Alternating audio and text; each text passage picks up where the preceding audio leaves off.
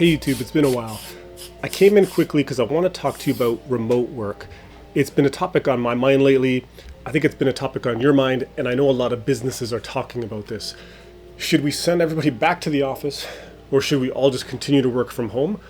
Or is there some kind of hybrid in between that we should be trying to do? And my answer to this is there is no one right answer for every type of employee. So I think we do have to look at the type of employee and where they're at in their career, what they're trying to do, and assess the situation. So obviously, if you're a photographer, you need to be in the studio or on location. You can't really do that job remotely. So this video is for retouchers, layout artists, designers, graphic artists, anybody doing any kind of digital work at their desk. Majority of the day, a lot of that can be done remotely and it can be done at work. So let's take, for example, you're fresh out of school. You're on your first year on the job, second year. You're looking for career advancement.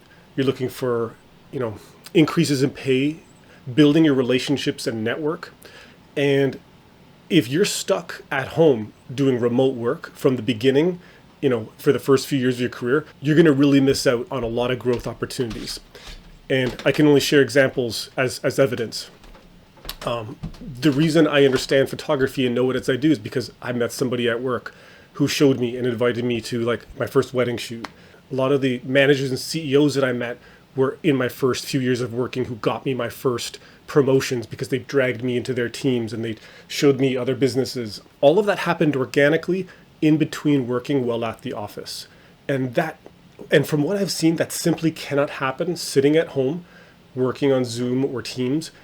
It's a lot more difficult. You have to take your own initiative to make it happen.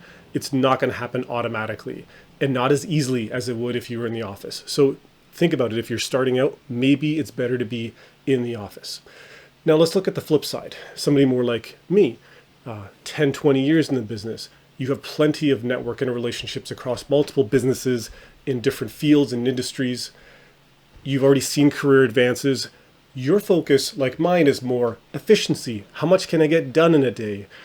How much is my commute? How much am I spending on my car and all that commuting and wear and tear on the car? How much can I see my family?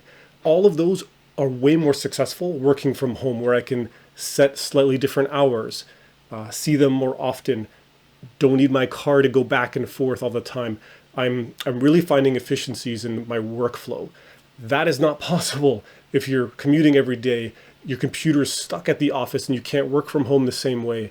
So it's a totally different mindset. Both are right, but it depends on where you're coming from. And then there's the hybrid approach, which is great if you can figure that out. But now you need two devices, one at work, one at the office. They have to sync to each other. It just sounds like an impossible feat right now, but maybe it's possible. But I don't think there's a smooth way to make that work. I think it's sort of one or the other, and you have to assess who that person is, where they are, and where they're going. And I can honestly say that I'm really glad that I did work in the office. My early years, it was an ideal situation for me. I wouldn't be here right now if it were not for those key relationships that happened organically at the office. So I'm thankful for that. So I really want you to consider before you, do the great resignation and leave your job for a remote job, is maybe it's not the right thing for you. Maybe you're not going to get what you need. Maybe you just have to go to the office where you're at. Think about that.